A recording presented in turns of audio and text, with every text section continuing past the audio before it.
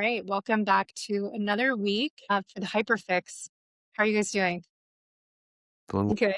Yeah, good.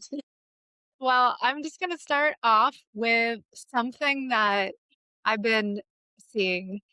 And I think brand messaging is something that has gotten kind of forgotten about in AI. I worked as a copywriter for about 7 years before everything went down. I came in and a lot of things changed. And so I'll go to the old school process of how, as a copywriter, I would approach brand messaging and why I would not work with clients unless they had pretty much a brand messaging guideline. If they didn't have this, then I would help them create it. And I'm bringing this up because I'm hearing a lot like people don't want AI slop. AI slop is lazy.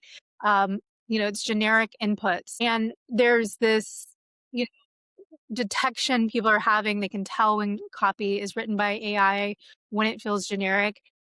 But there seems to be this gap in whether you're writing as a human or whether you're putting like inputs and training AI to write better and have your voice. Like you actually need a foundation of messaging points. You need a foundation of substance about a brand to be able to write and copy. So as a copywriter, I would often say that copywriting is 80% strategy, 20% writing. I believe the same is for AI. Like 80% of what you do is the prompting, is the training, is the inputs, it's giving examples of your tone, of your voice, those kind of things that should take up 80% of the way that I think people work with AI. So a brand messaging typically would have I'm gonna just go into it because I think that people don't realize all the elements that go into branding. And one is knowing your audience, knowing exactly who you're talking to, and not just like broadly, like actually having examples of people who have bought from you, their demographics, and really understanding the pain point. So we talk about like what is the shark bite pain that you're solving, and then you have user cases. You have, so and so was having this problem. This is how the brand fixes it. This is how the brand solves it. And then the outcome. You want to focus on outcomes for your audience. Like so and so was here and so is there. You want to take the reader on a transformational journey. Being able to show all the touch points in someone's transformation with using your product. I would spend a lot of time in competitor research. This is great because we have tools like Manus now. Like I believe AI can be so great for the research part. Manus is fabulous for actually looking at competitors in your industry, like bringing up, you can get like every competitor like so quickly. You can see their websites, you can find what their products are, what they're selling, what their messaging is. Like that's really important because you want to know how you can stand out. And then looking at the values of a brand, like this kind of is fluffy, like what does the brand actually value? Like what is important? And even though that sounds fluffy, it's super important that it's actually like not just a word that's said and it's something that's lived and that like that's embodied through the copy. So if you don't know what your brand stands for, if you don't have a mission statement, if you don't have an origin story and bios for people within the company are really important. And yeah, like putting this all together and knowing like how you approach different topics, things you say, things you don't say, and then that goes into the tone and having a really distinct tone and voice. And the reason brand messaging guidelines are so important, it's because the idea is you could pass off the brand messaging guidebook to anyone in your organization and they could replicate the copy in the same tone. So this is actually translates perfectly to AI because you would want like a foundation of information where you can give to AI, you can give to LLMs or your agent, and like ideally it understands the tone that you're trying to convey. But at the end of the day, brand messaging is a very time consuming process. And I think I'm using AI like to cut down the research component. But I've seen even people who do brand messaging like telling, ChatGPT or Claude, like, I'm creating this company, here's what we do. Like, even if you're using it to go into some of these areas, again, it comes down to the input. So I bring this up because I think brand messaging is like a little bit of like the forgotten like part in the content creation space.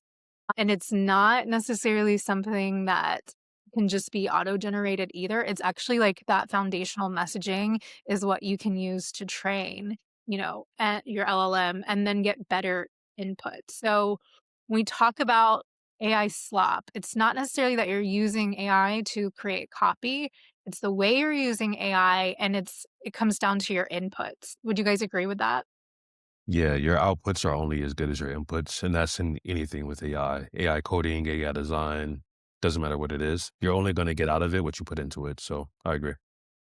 Yeah. And also, I think people also tend to, if you're not creating like a cohesive project, and, with all of your inputs and you're just creating chat after chat and you're having to, sort of rework things in that moment, I think you're also losing a lot of context. So what people don't, sometimes they don't bridge the gap. And if you can create the correct documentation with the correct inputs, you have those context files just ready for anyone to use. Like you were saying, anyone in that company can use that in order to create cohesive brand messaging regardless of what they're doing with it. The more you work on really refining the brand messaging and then putting it into a context file that anyone in the company can actually access and use, the more your brand messaging gets easier and easier and easier to iterate throughout your whole company, throughout everything that you do. Yeah. I know like big companies get this. I'm kind of talking maybe more for like founders and startups, anyone in like the first 1 to 5 years of building a business. But yeah, a lot of bigger companies are already going to have these things in place. But even then, um, it's not the cure all. You can't just like dump your brand messaging guide either into AI. Like it's going to help a lot, but you have to have things to say that are worth saying. So, getting your content pillars, like understanding the topics, because the topics are going to correlate with the pain point of your audience, and also creating value driven content that helps. I forget who it was, but there was an entrepreneur, I think that said like the goal of his content was to get his audience like a little bit ahead with whatever problem. Like, let's say it's, making money in your business. Like, I think it was just actually Alex Hormozy, to be honest, but he's not the first person that's done this. Like, he gives away so much content for free, and his books are actually like quite helpful if you read them. Like, what he's turned his books into free podcasts, all of that, and actually, it's smart because it starts to give people quick wins. Let's say you're just starting out in a business and you don't have the money to like work with him, you could learn a lot from his content. And then because you've gotten so much value from it, by the time, you are at a different place in your business, you would probably be more likely to invest in his trainings and his programs that he does. So I think it's just really important to keep that like value driven mindset. And I think we were sold this lie that AI was just going to make everything effortless and easy. But I think that writing and good writing is continuing to become such an important like commodity that everybody wants. Like people are realizing how actually difficult it is to get a certain level and quality of writing, whether you're using AI or, you just are not wanting to put a lot of resources into this um, part of your business. So, that I just kind of wanted to remind people what all goes into it. And I also work in the college essay space. And, that is such a labor intensive space because one, students cannot use AI. They actually have to check a box on the Common App college application that they have not used AI at any place in their application. Potentially, it could be flagged by AI detectors. And while it does happen, I can easily spot an essay that has been that AI has been used in. And the amount of writing, rewriting, and because it all comes down to what those essays are, that's like persuasive copywriting. It's moving the admissions reader from a place of, why should I let this student in, to very quickly other things come into play, right? Like their grades or test scores. It's not always, but we know that if a student is like right on the line of getting in or not, it's the essay that makes the difference. And the amount of work that actually goes into that process and the messaging behind it and the framing, because I really believe that the people who know how to tell their stories the best are the ones that like are the most successful in life. Because think about it, when you go to a job interview, what's the first thing they ask you? So tell me about yourself. That's an opening for like what's your story? How well do you represent yourself? How interesting are you? Are you saying the same things every job candidate says? You're not going to really stand out.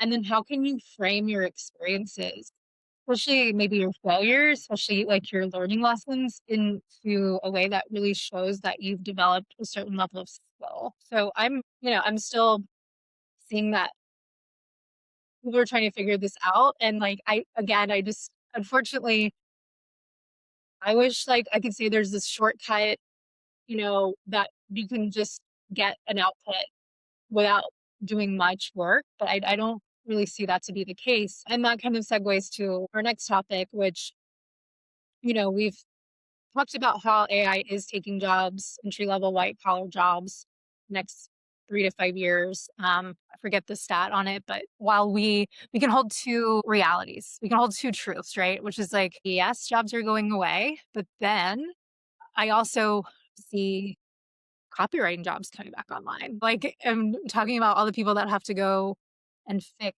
some of the issues that AI creates. Yeah, I know Kelly, you were mentioning that. So I don't know if you want to go into that a little bit more. Yeah.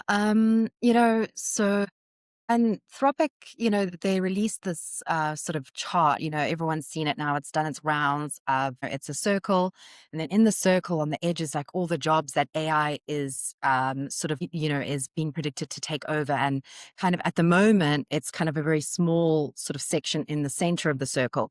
But the prediction is that it gets much bigger all the way to the edges of the circle. And I saw this through the Artificiality Institute, who are actually really, because I have some really, the way they break down AI and just all the thought around this and where we're going with it is really, really interesting.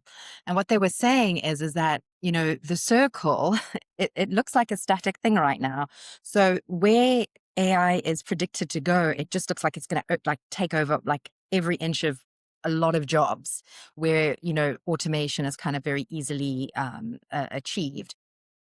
But what they're kind of missing, and this is what the Artificiality Institute is pointing out, is that circle, that boundary, those jobs, it's not static. Just the same as when, computers first came out, jobs that never existed suddenly had to come into being because of the new technology. And, this is what is going to happen with AI. It's just the same when smartphones came out. Before that, app developer wasn't a job. That didn't exist until smartphones existed and the capability for apps existed. And so, when you look at that static circle, it can feel really like doom and gloom. Oh my gosh, AI is going to take over. But no, what people aren't realizing is that that circle is going to expand. It's not static. And so these jobs that we can't even begin to comprehend are going to suddenly come into existence through the use of AI, through, this technological advancement. And I think that's really easy. I think that's the really interesting point for me is like, yes, in the short term, AI is sort of taking things over, but like you've just pointed out with the copywriting, it's doing a really bad job of that. So people are going back to just using humans. So in the short term, it's really messy, but in the long term, it's going to be really interesting to watch, what comes of it, what new interesting avenues open up for people. Yeah, I think that this is like the biggest strategic decision right now, like businesses across the board are making. I recently saw this, you know, like kind of what you're speaking to example of, there was a copywriter hired who fixed AI slop, basically. And the copywriter charged 100, it took 20 hours to fix. And so that was a cost to the company of $2,000 for work that was supposed to like save money. How can, and Xavier, you might want to weigh on this more, like when it comes to actually looking at the bottom line of where like this, how to run efficiently, how to run lean, and how not to bloat your costs by, AI creating more work and having to bring in people to fix it. Because obviously, if the writer had probably like written whatever on the onset, it may have cost, the company less than to fix it and all the tools and stuff that they're investing in. So yeah, I would just like to hear like how can companies like what do they need to consider when looking at productivity cost and gains and integrating AI into the workspace? So one thing I think that's gonna happen is that at some point there's gonna be a flip that switches and people start trying to save money by cutting jobs with AI and just like leveraging everyone to make more money. Like I don't think this big contraction in the workspace is what's gonna be the thing that happens in the economy. I think you Xing everyone in the economy is like the better play. And at some point, some company is gonna realize maybe I shouldn't cut 30% of my workforce. Maybe I should hire 10 more percent and then give them all that. So that's kind of what I think with that.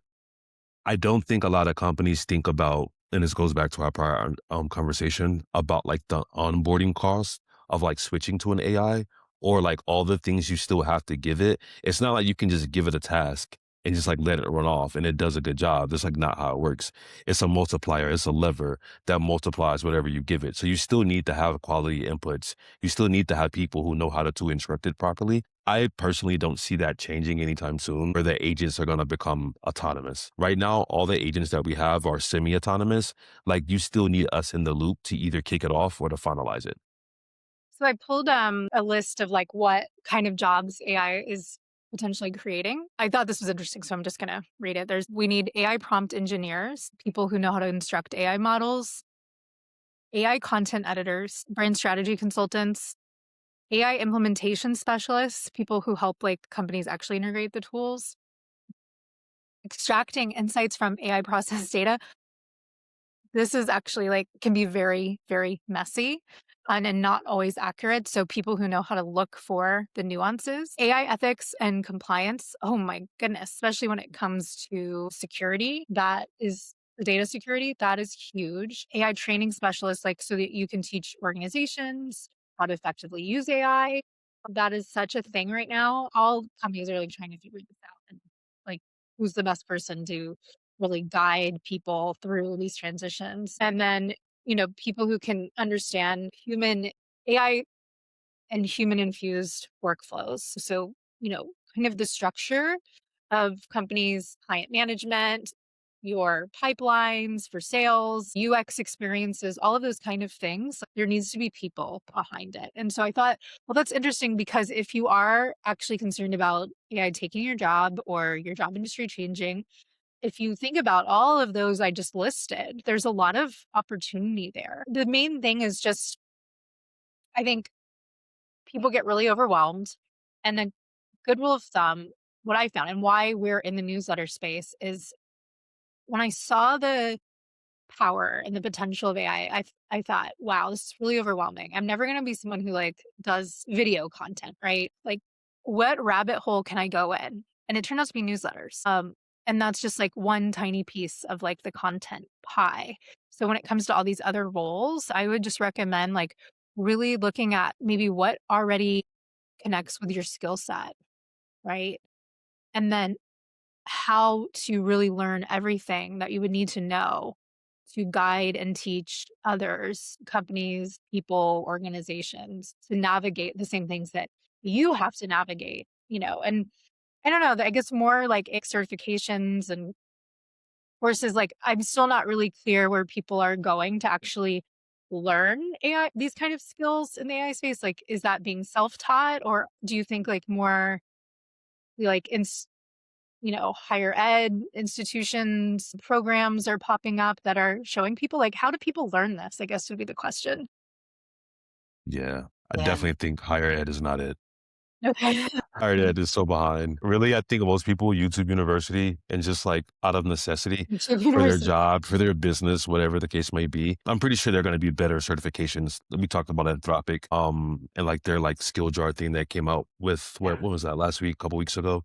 Yeah. But I've seen other things as well. And I'm pretty sure over time you'll see more like kind of like instructors, more kind of like boot camps, different certifications. But yeah.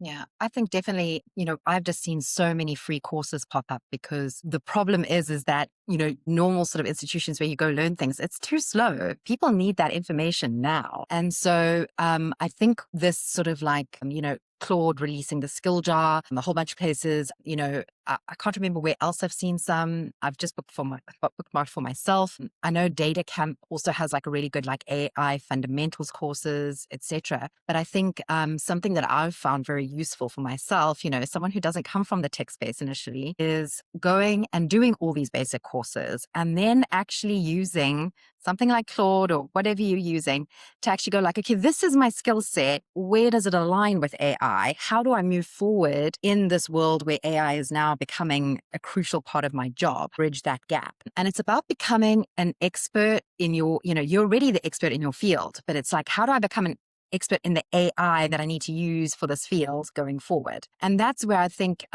really deep diving into, starting a chat with Claude and really like working through all that in terms of a project or, is a really helpful way of being like, okay, well, I don't know where to upskill because I'm not an AI specialist, but this is what's available to me. How do I do it? Where is the gap? Where's the bridge? Because how do I find that bridge? And I think that's what people kind of need to do. And there's so many free courses coming out that I think it is getting easier, but you've got to kind of start, if you don't know anything about it, you've kind of got to start from the bottom and then kind of just work your way up. But it's got to happen quickly. So yeah, free courses like, through Data Camp, self, what do you call it? Self-propelled courses where you're not relying on a teacher who has to, somebody else's schedule. You just schedule it for yourself. I think that's really the way it's got to go. And of course, I think if you're at a company who's very AI forward, they should be having someone come in and teach people how to use it in that very specific bubble of your own company and how to bridge that gap. I think that's where companies are really missing out right now, is they need to hire that specialist now to teach all of their employees where they can bridge the gap in their specific job role at that company. Like Xavier was saying, is like, don't get rid of your people, upskill them so that they can do the job and even better, but they're AI forward. Yeah. So as we wrap up, I wanted to just highlight one interesting piece of information I came across this week, which is debunking the AI. Is it a myth? We don't like. We're still trying to like. I'm still trying to wrap my head about this. The myth about AI and water usage. So I've seen so many reels. I've seen so many people talking about how each AI query uses basically a bottle of water. You've probably seen people start like talking and they're dumping out water as they're talking to like make the point of how wasteful this is, especially when the prompts are like really like not necessary for human survival. So I will be the first one to say like I'm not here to be the source of truth on this. I'm just a curious kind of person who is like following the information come out, but I think the question is how much energy consumption, water usage, and how much environmental harm is AI really creating? And I'm here to say like I have big concerns about that. But Dr. Lynn Nasseffer, he's a policy researcher, is a PhD from Carnegie Mellon, I believe.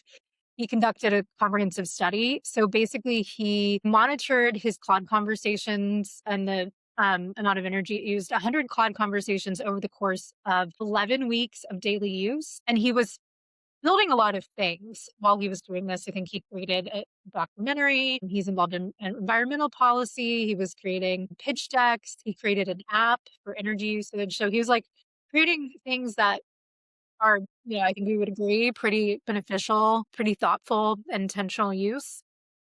But he's countering saying that the that stat we've all seen, all the social media hype on the full bottle of water actually isn't true. He says right now, data centers are using about 3% of total water withdrawals. And in his own use for like the 11 weeks of daily use, it ended up being less than half of a shot glass of water. Like, really, I'm like, can that be true? I'm kind of skeptical about this. 2 to 8 kilowatt hours, which is which is equivalent of 11 over the course of 11 weeks of charging a phone 160 to 180 times or driving 1 to 6 miles. So yes, AI has a footprint on the planet. Is it as concerning and as serious, or is it any different than taking flights, driving cars? Is it any different than the ways that we consume energy, in the day to day? Is it just one more thing that does that? You said that it was 3% of US water. It's actually 0.3%. And it's not just AI, it's all data centers. Just keep that in reference. That's a big difference as well. I don't know. I am one of those people that am conscious and aware of the environment, right? I don't think I'm like a huge environmentalist per se. I wouldn't call myself that, but I am very aware. And I do think that we should make good decisions, good trade-offs when we're using outrageous amounts of energy, et cetera. I don't think AI is it. I don't know. I haven't actually looked at in it, but Kelly and I were just talking about how a lot of facts are giving inside of a silo without references to other things. The question isn't how much energy that AI is using, it's how much energy AI is using in reference to everything else. Like you said, driving or flying or just whatever we were doing before AI came around. And that gives us a better picture of if AI is bad for the environment or not. Yeah. And I think also, following on from that is at the end of the day, when you look at our resources as being finite, there's only so much water, there's only, et cetera, et cetera. I think that's the greater conversation is if AI now is taking, 0.3%, where is it taking that 0.3% of water from? Because it's all interconnected. That if we are going to be using a lot more resources for AI, where do we need to start saving resources in other areas? And I mean, I have no idea, but this is just, like we just don't know. And so, all those people who are keeping track of those things, that is where the data points are going to give us the final answer is like, is the use that we're getting out of AI going to be worth the 0.3% of that resource taken from another much more important area in our lives? Yeah, I agree. And and I think it's also about like checking, like I get a good bit of information about AI just from like I watch reels on Instagram and these like kind of quick hitter things. And I just realized like, no, I should do a better job of like double checking some of these stats and like where are they coming from. And that's why like right now, like after this, I'm really curious where that 1 bottle of water per AI query, which is like also interesting that it got kind of dumbed down to that because not every AI query is created the same, right? Exactly. Prompts are Exactly. very, very different, and some are very, very complex and like, you know, some are very, very simple. So that is kind of like a weird like stat when you really think about it. And yeah, I just realized, even those the numbers that I'm saying are interesting, and it is a researcher with credibility.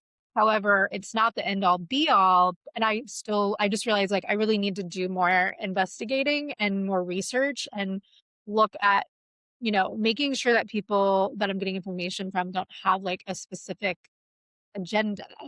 And it goes down to like, art, it's like the AI doomers and the acceleration. I've been thinking a lot about where do I fit, because it's really like these two camps. And obviously things are nuanced. I wouldn't necessarily say I'm 100% in either camp, but it's like when humans subscribe to a certain kind of belief or ideology, which is like AI is bad and it's going to kill us, or the accelerationist view, which is like this is going to give people autonomy and freedom and economic power that they've never and space to like live their lives without being so revolving their whole life around work, like, seeing the opportunity in it and the kind of utopian society that could be created.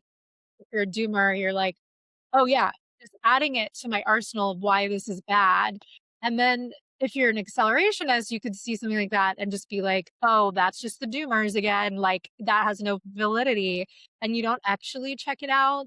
Uh, so yeah, I'm just more like remembering to unsubscribe from certain labels in this space and really like do my own independent thinking. And then coming back to that intentionality, like we're just, it's so easy to be wired as humans in a very consumer driven society to be like in this instant gratification loop and to forget where things come from, how they are made. And it's in everything. You think about the water and waste that is created with fast fashion. And it's why I started like exclusively getting my clothes from clothing swaps for years because of this. And that it's like just atrocious.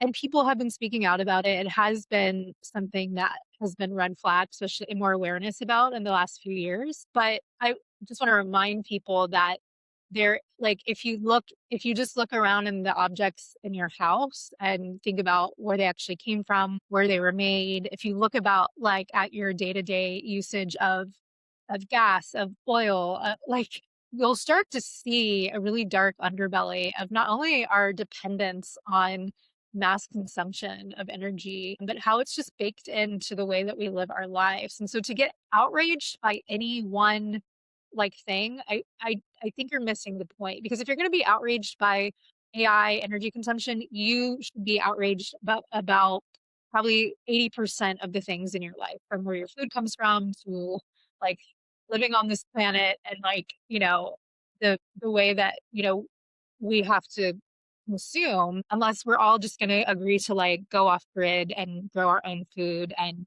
live off the land and ride horses. This is just kind of the society that we're living in. That's my like in rant on it. I'm like, it's just so easy to point to one thing as being like, this is the problem.